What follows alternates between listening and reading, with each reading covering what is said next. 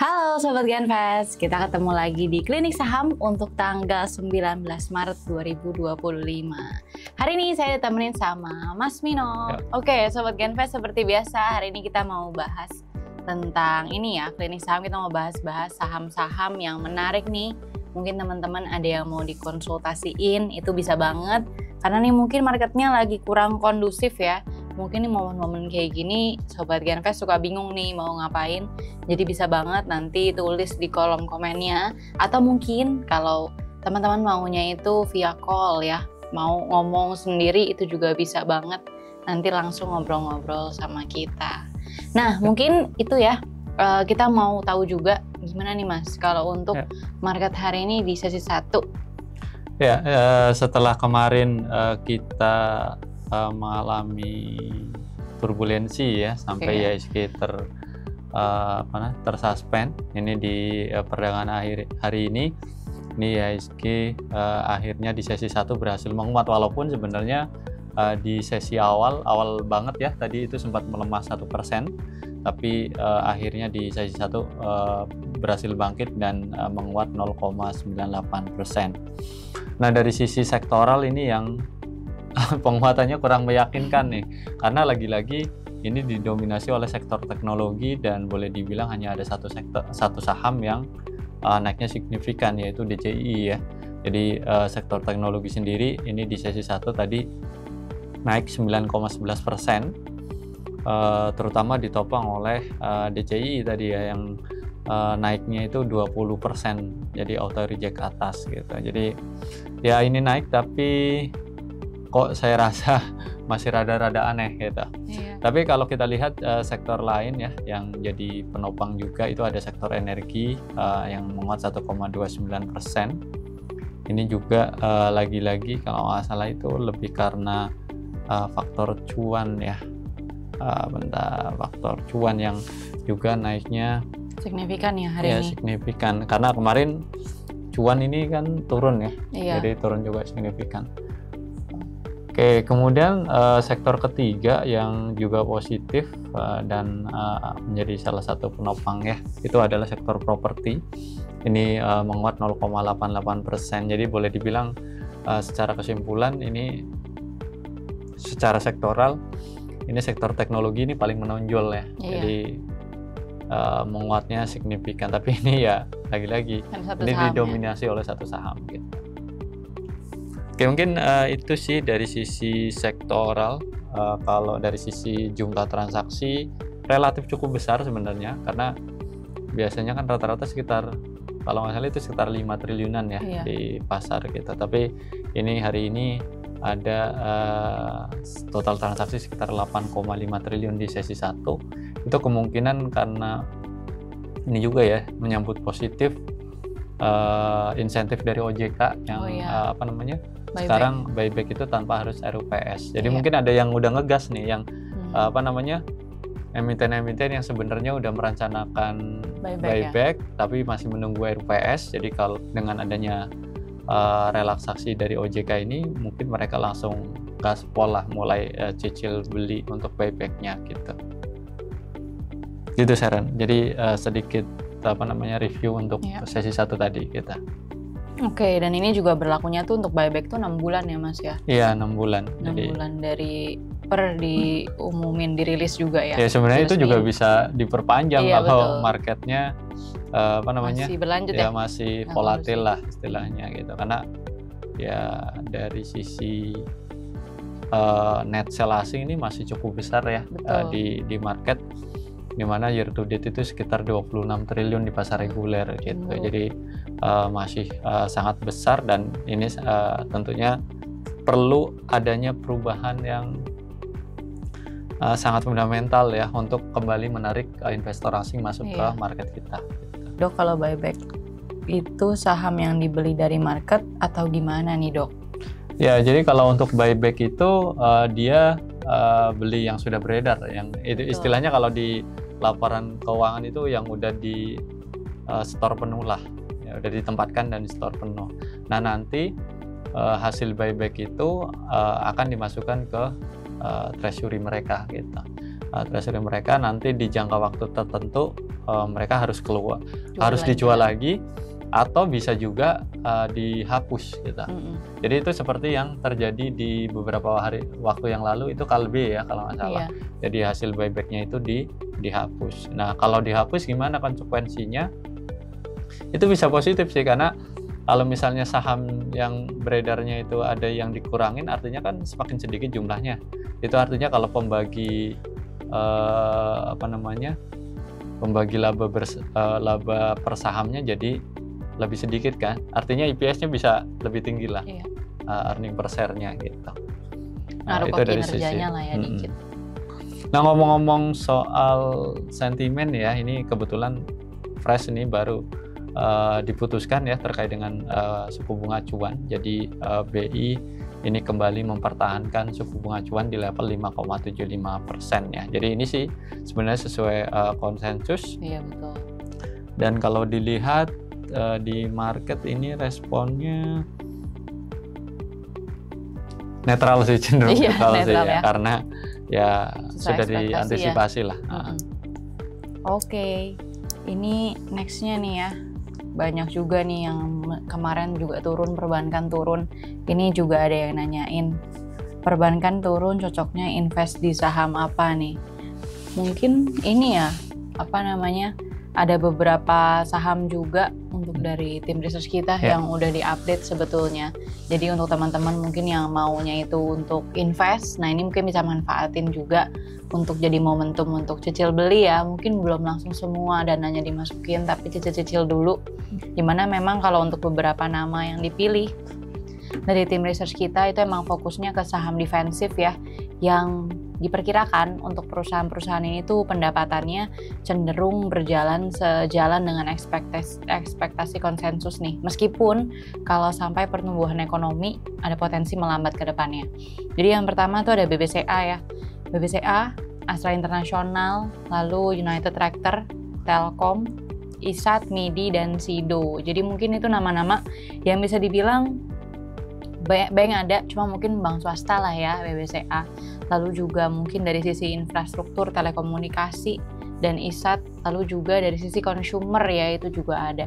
Jadi itu mungkin jadi saham-saham yang bisa dipertimbangin nih untuk teman-teman kalau misalkan lagi kayak gini mau larinya ke saham-saham apa, itu bisa jadi acuan lah ya. Nah mungkin kita mau lanjut lagi, teman-teman mau ngingetin lagi kalau punya pertanyaan bisa banget tanya di kolom komentar ya.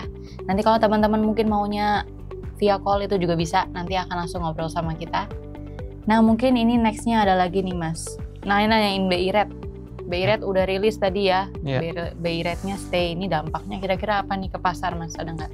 Ya ini kan sebenarnya mungkin salah satu alasan kenapa BI mempertahankan di 5,75 itu tentunya ke rupiah ya. Betul. Jadi karena rupiahnya kita saat ini kan mendapat tekanan dari eksternal, jadi mau nggak mau ini BI kembali mempertahankan suku bunga di level 5,75. Nah kalau dari sisi dampak sebenarnya ya, kalau untuk emiten perbankan sebenarnya agak ya tidak terlalu ya tidak positif juga gitu ya, lebih ke netral lah.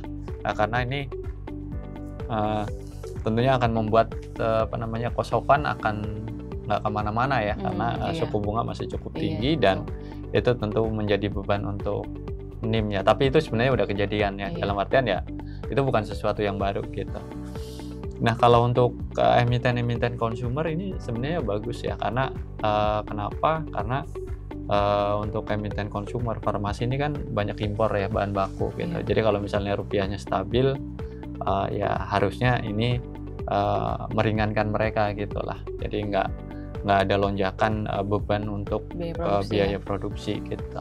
Jadi overall sih seperti itu ya. Jadi memang ya cenderung netral lah, karena ya itu tadi kondisinya saat ini sudah ya merefleksikan tingkat suku bunga 5,75%. Iya, jadi memang stay ya untuk dari BI rate-nya teman-teman.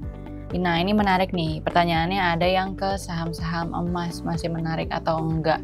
Ini emang dari emas juga naiknya udah kenceng banget ya. Iya sekarang udah bertahan di atas 3.000 ya, 3.000 per troy ounce. Jadi ini menarik nih untuk teman-teman. Nah Kalau ya jadi mungkin dari sisi harga emasnya dulu ya. Kalau nanti Sharon mungkin bisa sedikit tambahin terkait dengan pergerakan harga sahamnya. Jadi saat ini kan boleh dibilang ketidakpastian global itu kan semakin tensinya naik lah. Pertama dari kebijakan tarif ya di US, kemudian yang kedua di Timur Tengah juga kembali berkonflik ya, walaupun ada kemajuan antara Ukraina dan Rusia ya. Tapi di Timur Tengah di Gaza ya itu kembali terjadi serangan segala macamnya. Itu kan tentunya membuat ketidakpastian regional ya, yang pada akhirnya ini akan berdampak positif ke aset safe haven gitu ya. Dalam hal ini adalah emas. Jadi kemungkinan memang harga emas akan bertahan di atas level 3.000, bahkan ada yang memprediksi 3.500 nih. Wah. Jadi ya kalau pertanyaannya masih oke apa enggak saham emas, saya pikir masih layak untuk dipertimbangkan gitu. Nah, untuk pergerakan harga sahamnya sendiri seperti apa, Sir? Oke, ini kalau saham-saham emas mungkin kita ambil beberapa ya. Ini yang pertama ada Antam nih. Antam ini cukup menarik sebenarnya. Antam ini masih di sideways ya polanya sebetulnya kalau kita perhatiin. Dan Antam ini sebenarnya terdekat, dia ada potensi untuk uji resist di 1690 nih. Ini jadi sekaligus area resist untuk sideways-nya dia.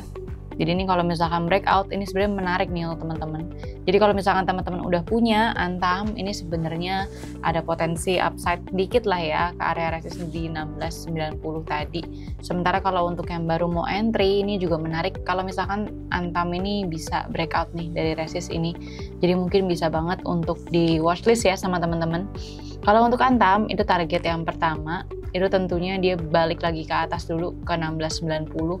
Lalu selanjutnya ini nextnya itu resistnya ada di area 1770 ya. Jadi ini emang lumayan kalau teman-teman tertarik. Tapi tetap pantau area supportnya. Itu yang pertama ada di 1640. Lalu nextnya itu bisa pertimbangin untuk jual dulu kalau sampai harga Antam itu turun di bawah 1590 ya. Itu mungkin untuk Antam. Selain itu ada PSAB juga. Ini PSAB malah sempat beberapa waktu terakhir itu sempat sekali itu dia berhasil arak ya. Jadi ini mungkin juga cukup menarik nih karena terpantau sempat melemah. Nah, untuk dari PSAB ini cukup menariknya adalah dia ngebentuk pola double bottom ya di bearish trendnya. Jadi ini juga kemarin sekaligus dia itu berhasil breakout dari area resistnya dia di 320 nih. Jadi ini ada potensi untuk lanjutin lagi penguatan, apalagi kalau diperhatiin 3 hari terakhir tuh volumenya lumayan tinggi ya untuk dari PSAB. Jadi emang ini nextnya itu potensi untuk breakout dari resist 340. Lalu selanjutnya itu ada potensi untuk ke 356 ya. Tapi pantau juga untuk dari area supportnya ya. Untuk teman-teman yang tertarik itu supportnya ada di area 312. Bisa pertimbangin cut loss dulu kalau misalkan harganya PSAB itu turun dari 296. Jadi mungkin kalau untuk saham emas kita bahas dua itu ya. Untuk dari Antam dan juga PSAB. Jadi ini juga sebenarnya bisa banget kalau teman-teman yang tertarik untuk buy, untuk trading ya, itu bisa banget untuk swing trading, itu juga masih menarik nih. Karena emang kalau untuk dari harga emasnya sendiri, ini biasanya emang harga saham cukup ini ya, sejalan juga ya Mas ya, dengan pergerakan harga emasnya. Nih selanjutnya ada yang nanyain buyback lagi ya, ini buyback tanpa RUPS gimana nih maksudnya? Dan dampaknya ke pasar saham ke depan. Ya, mau jawab? Coba Mas Vino dulu aja. Ya. Jadi harusnya kan sesuai aturan kalau dalam keadaan normal ya, itu kan buyback itu harus melalui RUPS dulu, baru dijalankan. Misalnya kayak yang sekarang lagi berjalan, misalnya kayak Goto ya, itu kan RUPS untuk buyback itu di Juni 2024. Nah ini sekarang lagi berjalan gitu. Nah dampaknya ya mungkin saya kasih contoh lagi Goto ya. Jadi itu kan dampaknya ke harga sahamnya minimal itu nggak terus turun ya. Jadi minimal nggak terus turun, tapi bisa jadi malah harga sahamnya akan naik karena adanya buyback gitu. Yang namanya supply di market kan salah satunya ya aliran dana ya. Kalau misalnya ada dana yang masuk, itu bisa ngangkat harga sahamnya. Dalam artian kalau misalnya ada buyback, ya ini harapannya harga sahamnya akan cenderung positif ya. Ya minimal dia bisa menahan harga sahamnya itu nggak turun lah gitu. Jadi secara umum memang cukup positif dampaknya ke market, kemudian ke harga sahamnya. Kemudian dari sisi valuasi juga tadi ya, misalnya contohnya earning per share-nya jadi lebih besar. Misalnya kan kalau buyback masuk ke treasury itu ngurangin ya. Jadi ngurangin jumlah saham yang beredar, artinya pembagiannya juga kecil. Walaupun nanti akan kembali lagi gitu. Jadi untuk sementara bisa ngurangin pembaginya, artinya kayak earning per share-nya itu bisa lebih tinggi, artinya secara valuasi itu bisa jadi lebih murah gitu. Jadi terdongkrak ya. Iya gitu. Jadi itu sih dampaknya agak ngawang, tapi ya semoga bisa membayangkan lah. Jadi kan pembaginya misalnya kita ambil valuasi misalnya P lah. P itu kan harga dibagi dengan EPS. Kalau EPS-nya semakin gede karena tadi pembaginya semakin kecil, itu artinya kan P-nya semakin kecil. Iya betul. Nah artinya valuasinya semakin menarik. Semakin murah.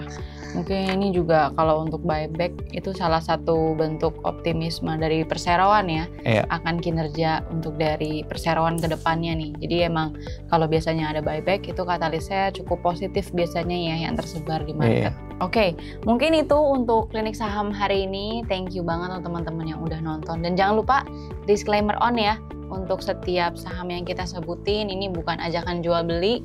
Jadi untuk keputusan investasi ada tetap di tangan teman-teman semua. Untuk itu, thank you teman-teman. See you di program-program lainnya. Bye-bye. Thank you.